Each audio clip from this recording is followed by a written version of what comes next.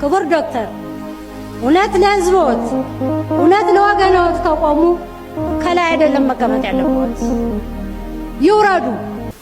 እዚህ ያለ የካቢኔ አባል ነው ጠያቂ። ገንዘብ የሌለው ሰው እናንተን አግኝቶ ችግሩን ተናግሮ ሊገለገል ይችላል ወይ? በጣም ብዙ የሚያሳዝኑት ታሪኮች ይሰማሉ። አዲስ አበባ ውስጥ ይችላሉ ሰዎች እናንተን ማግኘት። ሀብታም እናንተን ለማግኘት አይቸገርም፣ ደውሎ ይጠራቸዋል፣ በግ ያመጣላቸዋል። ድሃ ግን ተሰቃይቷል፣ አክሰስ የለውም። እዚህ ያለ የካቢኔ አባል ነው ጠያቂ። እንካ ምራ አዲስ አበባን የሚያክል ከተማ ሀብታም ሰፊ ህዝብ ያለበት ስራ ተብሎ ጆሮ ቢሰጠው ለሐሜትና ለመቧደን መከራውን የሚበላው ካቢኔ ነው። ይሄ ገብቶን ነው ወይ እየሰራን ያለ ነው? ይውረዱ። ወገናችን እያለቀ ነው። በመነበረበት ቦታ ከልጅነት እስከ ሽበት እስከ ርጅና በሚኖርበት ቀየ በሚኖርበት ቦታ ተፈናቅሎ የሚበላው የሚጠጣው የሚኖርበት አጥቶ እየተሽመደመደ ይኖራል። ሌቦች ግን ሌቦች ሞልተዋል። ሰላም እንዴት ነው የሚመጣ? በየቢሮ ተቀምጦ ህዝብን በማስለቀስ ህዝብን በማሳዘን በሌብነት ሰላም አይመጣም። ጀግናው ቴዎድሮስ እኮ ጀግናው በላይ ዘለቀ ዘላለም ሲወሱ የሚኖሩ በባዶ እግራቸው እሾህ እየወጋቸው እንቅፋት እየመታቸው ደማቸው እየፈሰሰ የባቆዩት ታሪክ ነው። እምቢ ለሀገሬ ብለው እምቢ አሻፈሬ ብለው ያሁኑ ትውልድ ለምንድን ነው ቀበቶውን የፈታ? መከራ ያለ ፈተና ያለ ስቃይ ያለ በየቀበሌው ነው። በኢትዮጵያ አምላክ በንጹህ ባንዲራውን በተጨማለቀች ሰው በንጹህ ባንዲራ አምላክ በየቀበሌው እየፈተሹ ይዩ። ሾፌር አልተጠቀምም ብዬ መኪና መያዝ አዘውትሬ ነበር። እኔን አይተው ሚኒስትሮቹም እንዲከተሉ ማለት ነው። ዘንድሮ ግን ካልተከተሉም በህግ ይታገዳል። ሁሉም ሚኒስትር ራሱን ችሎ ይቀጥላል እንጂ ሾፌር እየቀጠር አንቀጥልም። እኛ የምንፈልገው ጭቃ እያቦካ እየሮጠ ሀገር የሚቀይር ሰው ብቻ። ባለስልጣንማ ነበረን ለዘመናት። አሁን ደስታ አያስፈልግም። ወረድ ብሎ በአነስተኛ ገንዘብ ስራ መስራት በ4-5 ዓመት ውስጥ ለውጥ እናመጣለን። ያ ለውጥ የኮራች ኢትዮጵያን ለልጆቻችን ለማውረስ እድል ይሰጣል። ብልጽግና የሚባለው እኮ ዛሬ አይደለም። እቺ ኢንፍሌሽን ያሰቃያት ኢትዮጵያን እኮ አይደለም። በምናብ የምናስባትን ሀገር እያሰብን ነው። በምናብ የምናስባትን ሀገር ደግሞ እውን ለማድረግ መጀመሪያ ባለስልጣናት አባካኝነት መቀነስ አለባቸው። በረባ ባረባው መበተን ገንዘብ ማቆም አለባቸው።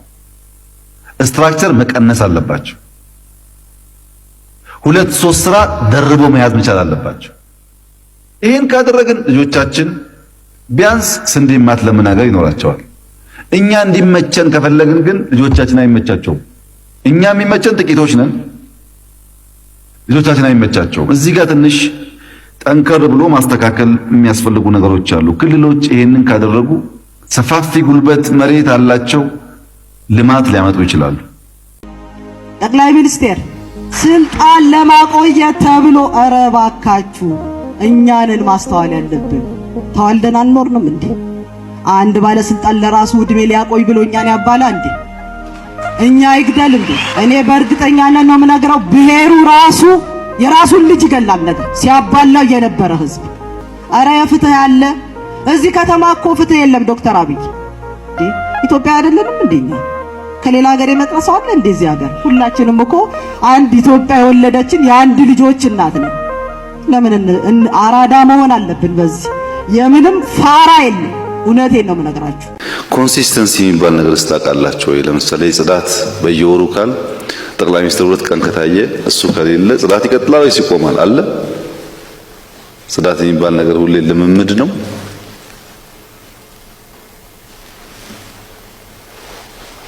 ሃውሲንግ ላይ ያለብን ችግር ለሃይ ራይዚንግ ነው የምትሰጡት ወይስ መሬት እየወሰዱ ለሚሸጡ ሀብታሞች ነው ሪል ስቴት እያላችሁ ቦታ የምታደሉት? እና የሃውሲንግ ችግር ለመፍታት የባንክ ብድር ምናምን አይፈታውም። ወደፊትም ፕራይቬት ሴክተር ነው ኢንቮልቭ ማድረግ ያለበት። ለዛ ምቹ ነገር እየተፈጠረ ነው ወይ? ፕሮፐርሊ ፎሎ እናደርጋለን ነው።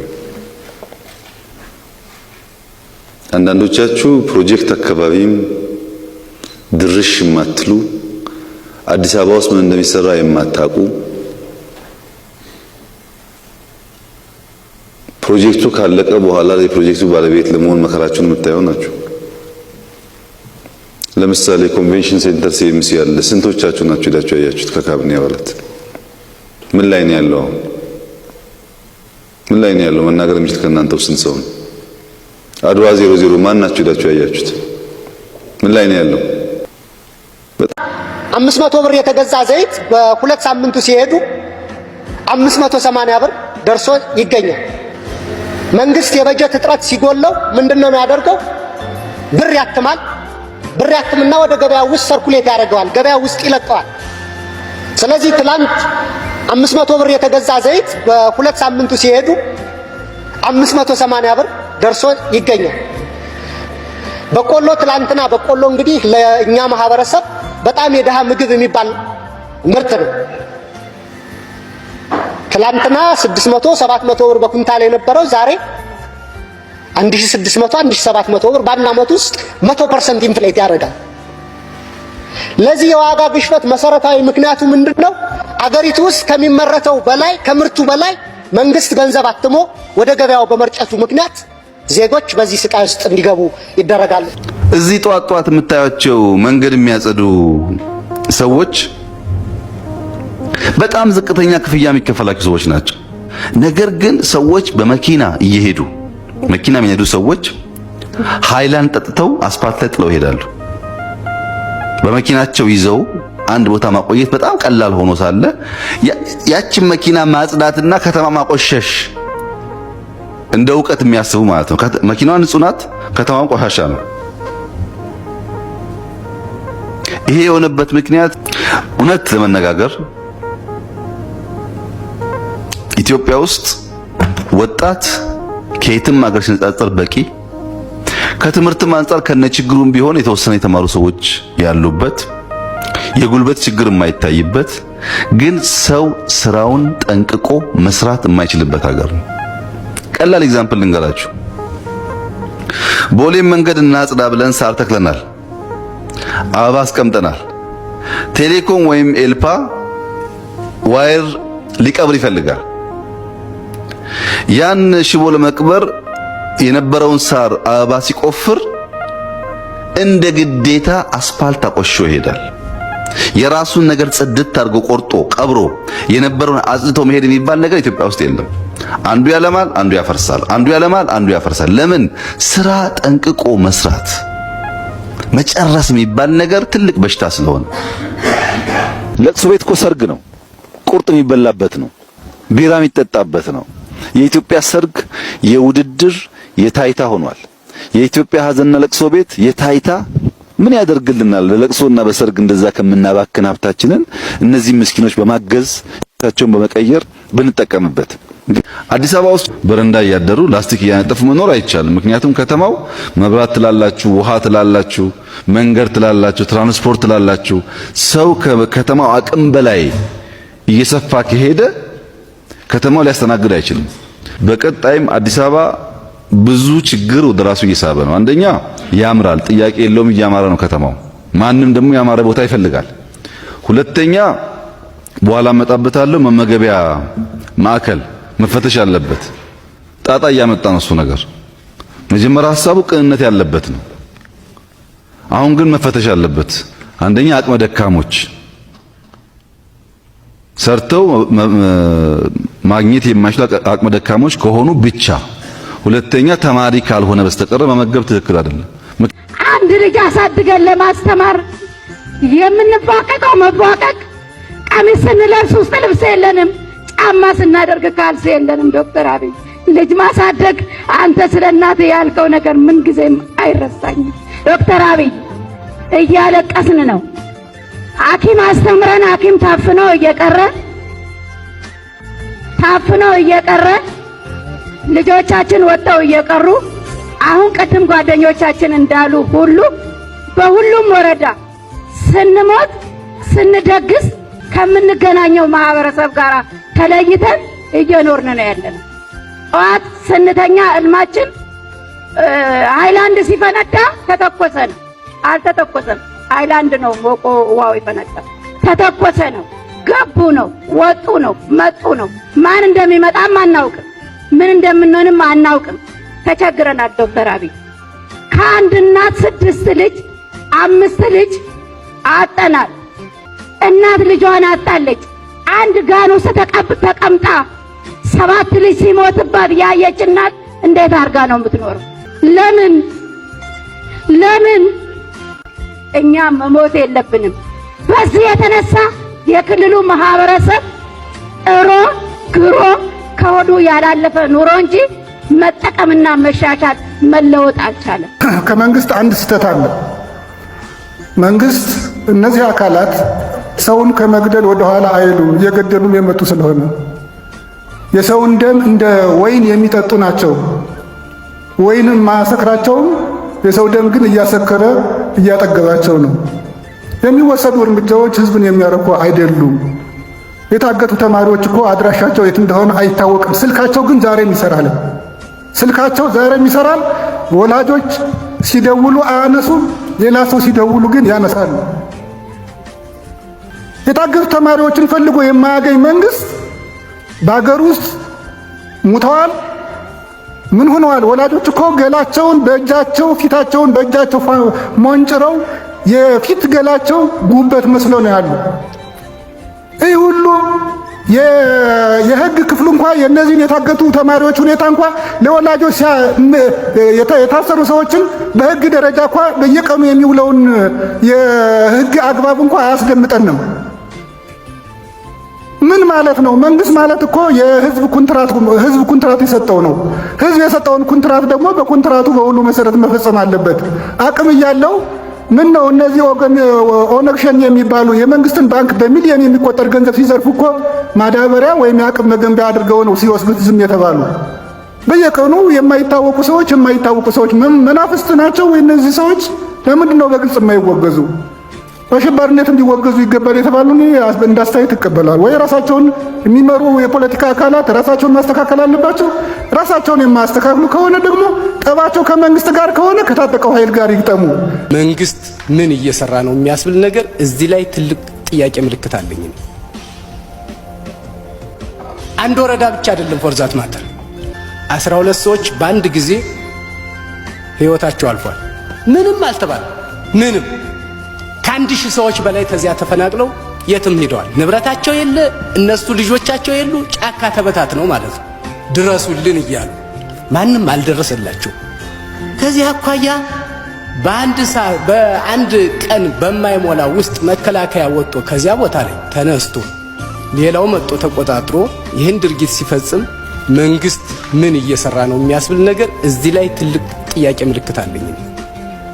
በትክክለኛው መንገድ ኢትዮጵያ በአንድ ዘር ልትገነባ ከታሰበ ትክክል አይሆንም። ኢትዮጵያ የሁላችንም አገር ናት። ሌላው ፈርሶ አንዱ ፈርሶ ሌላው ቆያለው የሚል አስተሳሰብ ካለም አይቻልም በምንም ታውቅ። ስለዚህ እንዳትፈርስ ከተፈለገ በትክክለኛው መንገድ መሄድ ከተገባ ከዛሬ ጀምሮ ሌላ መርዶ ሳይመጣ በፍጥነት ማስተካከያ መሰጠት አለበት። ይሄ ለነገር ለተነገ ወዲያ የሚባል ጉዳይ አይደለም። ስለዚህ ከዚህ አኳያ ይህን ሐሳብ ለማስተላለፍ ነው እንጂ በዚህ አጀንዳ ላይ ቁጭ ብለን ልንወያይ እኔ ለራሴ አልመጣው።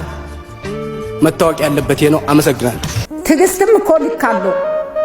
ሁሉ ነገር ልክ ሲኖረው ነው የሚያምረው። ከልክ ሲያልፍ ሁሉ ነገር ይበላሻል። እኔ እች ሀገር የምትቆመው በሁላችን ኢትዮጵያውያን ትከሻ ነው ብዬ ነው የማምነው። አንዱ ብሔር እንዲጠቃ ሌላው አጥቂ አንዱ ተጠቂ እንዲሆን የተሰራው እኔ በአካል በተግባር በነበርሁበት አካባቢ ሁሉ ሲፈጸም የነበረ መሆኑን እኔ የአይን ምስክር ነኝ። በ83 ነው የተጀመረው። አማራን ማዕከል ያደረገ አማራን የማጥቃት እንቅስቃሴ የተጀመረው ያኔ ነው። ይሄን የተጠቀሙበት ደግሞ አማራውን በሌላው ሁለቱ በተለይ ደግሞ እኔ ኦሮሚያ አካባቢ የነበርኩበት ጊዜ ነው። ያኔ ኦሮሞ በአማራው ላይ እንዲነሳ እና እርስ በርሱ እንዲፋጅ የማድረግ አማራውን የማጥቃት በታሪክ አጋጣሚ አማራው በተለያዩ የሀገራችን ክፍሎች ተበትኖ የሚኖር ህዝብ ነው። በክልሉ ማጆሪቲ ነው፣ በሌሎቹ ክልሎች ግን ማይኖሪቲ ነው። ስለዚህ ከህገ መንግስታችን ጀምሮ ነው ማይኖሪቲዎችን የማይከላከል ህገ መንግስት ያለ። እሱን ከማሻሻል ጭምር ነው መሰራት ያለበት። ይሄን መሰረት እያደረጉ ነው እየተጠቀሙበት ያለ። ህገ መንግስቱም በዚህ መንገድ ነው የረቀቀው። መጀመሪያ መነሻውን አማራን ማጥፋት፣ ማዳከም፣ ዘሩን ማጥፋት ስለሆነ እሳቢያቸው ማለት ነው። ስለዚህ ይሄ በስልጣን ላይ እያሉም ሲሰሩት ነው የነበረው። ከስልጣን ሲወርዱ ደግሞ ዋና ስራ አድርገው እየሰሩት ያለ፣ በተጨባጭም እያስለቀሰን። እንዴት ነው እያለቀስን የምንቀጥለው? መንግስት ባለበት ሀገር፣ ሰራዊት ባለበት ሀገር፣ የሰላም ሚኒስትር ብለን በዓለም የሌለ እኛ ሀገር ያለ የሰላም ሚኒስትር ባቋቋምንበት ሀገር እንዴት ነው የህዝባችን ሰላም ማስጠበቅ የማንችለው? አንዱ ጠፍቶ ሌላው የሚኖርባት ሀገር ልትኖር አትችልም። አንዱ ጠፍቶ ሌላው የሚኖርበት ሀገር አይኖርም። እነሱ በእኛም ትዕግስትም ቸልተኝነትም ጭምር ጉልበት እያገኙ እየመጡ እንደሆነ ነው እኔ የሚሰማኝ በራሴ። 1.6 ቢሊዮን በላይ እንቁላል እያበረትን ነው በሚባልበት ሀገር አንድ እንቁላል 23 ብር እንዲደርስ አድርጓል። 1 ሊትር ወተት ኦልሞስት ከ110 ብር በላይ እንዲደርስ አድርጓል። በቀጣይም በነዳጅ ላይ ተጨማሪ እሴት ታክስና የኤክሳይዝ ታክስ እንደሚጣል እንዲሁም የነዳጅ ተሽከርካሪዎች ዝውውር ታክስም ኢንትሮዲዩስ እንደሚደረግ ተገልጿልና ይህ ጉዳይ በቀጥታ አሁንም የኑሮ ውድነቱ የሚያባብስ ነው። ክቡር ሚኒስትር፣ በጣም ግራ ያጋባኝና ለኔ በተወሰነ ደረጃ አስቂኝም ሆኖ ያየሁት ደግሞ ከነዳጅ የሚሰበሰበው ተጨማሪ እሴት ታክስና ኤክሳይዝ ታክስ በመደበኛ በጀት ውስጥ ተካቶ ለነዳጅ ድጎማ ይውላል ይላል ማብራሪያው ላይ። ምን አይነት ጨዋታ ነው ይህ? ማለት በቀላል እኮ ታክሱን አለመሰብሰብ ይቻላል አይደል? ዋጋው እንዳይጨምር እና መክንየው ትንሽ ግልጽ አይደለም። ሌላ ጥያቄም ሲያነሱት ነበርና ይገባኛል። መንግስት በተቻለ መጠን ወጪዎቹን በገቢ ለመሸፈን ጥረት እያደረገ እንደሆነ እረዳለሁ። ግን ደግሞ ምንጥላቸው ታክሶች እና ከታክስም በተጨማሪ ታክስ ነክ ያልሆኑ ገቢዎች በርካታ መስሪያ ቤቶች ላይ ከፍተኛ የሆነ ጭማሪ፣ የአገልግሎት ጭማሪ ተደርጓል። እነዚህ ተደራራቢ ታክሶችና የአገልግሎት ክፍያዎች ምን ያክል የማህበረሰባችን የመክፈል አቅም መሰረት ያደረጉ ነው የሚለው ነገር መጠናት አለበት ብዬ አስባለሁ። ጉልበት ያለው መንግስት ነው የሚመስለኝ የነበረው። ጉልበት ያለው ህግ ነው የሚመስለኝ የነበረው። አሁን ግን ጉልበት ያለው ህገ ወጡ በየትም የሚጨፈረው ቡድን ሆኗል። እንዴ እዚህ ያለው ሰውስ እንዴት ነው ወጥቶ ሊገባ የሚችለው? ስለዚህ በየትኛውም አግባብ መግለጫ በቂ አይደለም። በቂ ሊሆን የሚችለው የሰዎችን ደም በአግባቡ ማበስ ሲቻል ነው። የሰዎችን እንባ በአግባቡ መጥረግ ሲቻል ነው። መንግስት ሰው እኮ ህዝቡ የሚኖረው እኮ መንግስትን አምኖ ነው። እንቅልፍ የሚተኛ እኮ መንግስትን አምኖ ነው። ባያምንም ኑሮማ እንደ ሌላው አግሬሲቭ መሆን ይችላል። ማን ይከለክለዋል? ሌላው ህገ ወጥ ቡድን ሲሆን ዝም ብሎ ቆሞ የሚታረድበት አግባብ በምንም ታምር ሊኖር አይችልም። የየራሱ አስተዋጽኦ ማድረግ የሚችልበት እድል ስላለው ማለት ነው። ይሄን እድል ግን ለመንግስት ሰጥቶ ነው እፎይ ብሎ ተቀምጦ የነበረው። ይሄንን የማያድን መንግስት ከሆነ ደግሞ መንግስት ህገወጦችን ዝም ብሎ ህገወጥ ቡድን ነው፣ ዘራፊ ነው፣ ምንድነው ሊሆን አይችልም። ስለዚህ አንድ እነዚህ ሰዎች እነኚህ ቡድኖች በአሸባሪነት ሊፈረጁ ይገባል። ቁጥር አንድ የፓርላማ ስራ ዛሬ መሆን አለበት። አለበለዚያ አስፈጻሚው ሊያመጣ የሚችልበት መንገድ በመቻቸት አለበት። ሁለተኛ መንግስት በዚህ ላይ መውሰድ የሚችልበትን እርምጃ እንዲወስድ መደረግ አለበት። ከዚያ ውጭ ግን ከዚህ በኋላ መግለጫ እየሰጡ መኖር አይቻልም። እኔም በዚህ ጉዳይ ላይ ተቀምጬ ልወያይ አልችልም። ማን የወከለኝ ህዝብ ነው? ለማን ነው ተቀምጬ ልወያይ የምችለው? በሞተ ህዝብ ደም ላይ ቁጭ ብዬ ነው እንዴ ልወያይ የምችለው? ሊሆን አይችልም። ለራስ ማፈስ አይደለም ከንቲባነት ለብዙዎች መንገድ ከፍቶ ሰዎች ሲለወጡ ሲሻሻሉ ሲያድጉ አይቶ መርካት ማለት ነው። እዚህ ጋር የአባትነት ሚናውን እናያለን። ከንቲባ እንዳገልጋይሳ ከንቲባ አገልጋይ መሪ ነው። የሱ ቀዳሚ ዓላማና መሻት በስልጣን ኃይልን፣ ተጽዕኖን፣ ዝናን፣ ሀብትን በተለይም መሬትን መሰብሰብ ሳይሆን ሰዎች የተሻለ ትምህርት ቤት እንዲሄዱ፣ ምግብ እንዲመገቡ፣ ስራ እንዲያገኙ፣ አኗኗሪው ነዋሪ እንዲሆን ማድረግ ላይ ያተኮረ ነው። ሌሎች ሹማምንቶች ቅዳሜና እሁድ አላቸው። ከንቲባ ቅዳሜና እሁድ አያውቅም። ቅዳሜና እሁድ በጣም በርካታ ስራዎች የሚሰራበት ጊዜ ነው። ሌሎች ሰዎች ማታ እረፍት አላቸው። ቀን ስብሰባ ከሆነ ማታ መብራት አለ የለም፣ የት በራ የት ጠፋ ብሎ ማየት አለበት ከንቲባ። ስራው ብዙ ነው፣ አድካሚ ነው። እርካታውና ምንዳው ደሞዙ ግን በየቀኑ በሚያሳርፈው አሻራ በሰዎች ህይወት ላይ በሚለወጠው ለውጥ ውስጥ በሚያየው ነገር ከንቲባ ምንዳ ያገኛል፣ ደሞዝ ያገኛል። የኑሮ ውድነት በዓለም ሁኔታም ሀገራችንም ላይ ባሉ አንዳንድ ሁኔታዎች ስንደጉሞ ሽንኩርት እስከ 25 ብር አልወረደም። 100 ብር ሊያስገቡት የነበረ እኮ ነው። ያው ስግብግብነት አለ። አንዳንድ ጫናዎችን እንደ ድል ተጠቅመው ወዲያው መክበር የሚፈልጉ ሰዎች አሉ። ግን የት ሆነው እንደሚበሉት አላቅም። ከማህበረሰቡ ተነጥለው ማንታረቀው ዋናው አንዱ ችግር ለህዝብ ተብሎ በድጎማ እየመጣ በድጎማ እንዲገባ እያደረገን ተመልሶ ነጋዴ ጋር የሚታዩ ምርቶች አልፎ አሁንም እዚህ ከተማ አልቆሙ። ዘይትን ጨምሮ ተጨማሪ በጀት መድበን ከፍለን ከውጪ ያስገባነው ዘይት መርካቶ ይገኛል። ከየትኛው ሸማች ጋር ነው ሄደው? ማን የሸጠው? መቼም በነፃ አይሄድም እዛ። እንደዚህ አይነት ተግዳሮቶችን መሻገር መቻል አለብን። እኛ ሁሉን ከሰን ሁሉን አሽገን ሁሉን አስረን አንችልም። በጣም ወጣ ያለ ተግባር የሚፈጽመው እንደዛ እናደርጋለን። በአብዛኛው ግን ወደ ገበያው መግባት መመለስ ግድ እንዲሆንባቸው ማድረግ ነው የኛ ስትራቴጂ። በንግድ ኮርፖሬሽን፣ በህብረት ስራ ማህበር ኤጀንሲ በኩል በእሁድ ገበያ፣ በቅዳሜ ገበያ፣ በእነኚህ 6 የገበያ ማዕከላቶቻችን በጣም ጫናው ሲበዛ ከበጀት ጭምር ለህዝቡ እየመደብን ድጎማ የምንለው ማዕቀፍ ውስጥ ያለንን በጀት ለህዝቡ እየመደብን ምርት እንዲገባ እናደርጋለን። ህዝቡ ጋር ደግሞ ተመልሶ ሲሸጥ ቁጥጥር እናደርጋለን። ግን መከላከያ ምንድነው የሚሰራው? ሰላም ሚኒስቴር ምንድነው የሚሰራው? መንግስት ምንድነው የሚሰራው? በህገ መንግስት የተሰጠው እኮ የመንግስት ስልጣን የህዝቡን ልማት፣ እድገት፣ ብልጽግና ምናምን ከህዝብ ደህንነት በኋላ ነው የሚመጣ። ለመሬቱ አይደለም እኮ ብልጽግና ለህዝብ ነው። ህዝብ ደግሞ ሲኖር ነው መጀመሪያ ወጥቶ መግባት ሲችል። እስቲ ያስቡት፣ ተኝቶ እነሳለሁ ብሎ ሰው እየተጨነቀ እየተኛ። በእውነት ሰውነታችን የምንጠላበት፣ እኔ ራሴ ሰው መሆኔን የጠላሁበት ጊዜ ነው። አመራር ሁኜ በዚህ ሰዓት እዚህ መገኘቴን የጠላሁበት ወቅት ነው። ምክንያቱም የህዝቤን ሰላምና ደህንነት ካላስጠበቅ መኖራችን፣ መንግስት ምክር ቤት መኖራችን ምንድነው የሚጠቅመው?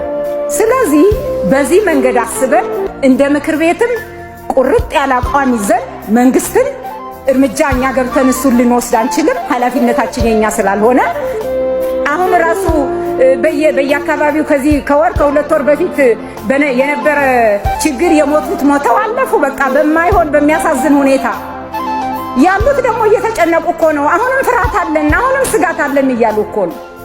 ስለዚህ የህዝብን ደህንነት እማናረጋግጥ ከሆነ መኖራችንም ምንም ፋይዳ የለውም። እንዲህ መጫወቻ ነው የሰው ህይወት። እስኪ ያስቡት፣ ማድበስበስ ነው የተጀመረው እዚህ ሀገር። ድብስብስብስ ነው። አርሶ አደር ምንም ማያውቅ ጉዳዩ የማይመለከተው እየተጨፈጨፈ እንዲህ ድብስብስ አድርገን ጥያቄ ይመጣል። በሚቀጥለው እንነጋገራለን። እንዲህ የሚባል ነገር ትክክል አይደለም፣ መነጋገር አለብን። ህፃናቶቹ እዛ በረሃ ላይ ፈሰው ቀርተዋል። ማን ነው ዙሮ የሚያያቸው? አሁን እነዚህ እናት ወላጆቻቸው ስብሰባ ሄዱ፣ በመትረየስና በቦምብ ታጨዱ። ህፃናት ወደ ግራ ሄዱ፣ ወደ ቀኝ ሄዱ፣ ጫካ ውስጥ ትንሽ እንዴት አይነት ህሌና ለብስብስ እያደረግን የምንሄደው። ስለዚህ በዚህ አጀንዳ ውይይት ካልተደረገ የምክር ቤት በዚህ አጀንዳ ውይይት ካላደረገ በሌላ ሊወያይ አይችልም። ይሄ እንወያይ ስለሌ ዝም ብሎ በስሜት ፈርሶ እነሱ የሚፈልጉት አገሪቱ እንድትፈርስ የሚፈልጉት ኃይሎች በሚፈልጉት እንሄድ እያልኩ አይደል። እነሱ ይሄ ብጥብጥ ተነስቶም እንድትፈርስላቸው ነው የሚፈልጉት። ከተጠያቂነት ለማምለጥ ነው የሚሮጡት። በሱ መንገድ አይደለም። መጠየቅ አለ። በግልጽ ተናግረን ፊት ለፊት ተነጋግረንበት አውግዘነው በቃ አካፋን አካፋ ብለን ተናግረን በዚህ ተልከው በዛ መተው ሳንል በግልጽ ውይይት አድርገን ልናወግዛቸው ልንታገልበት ይገባል።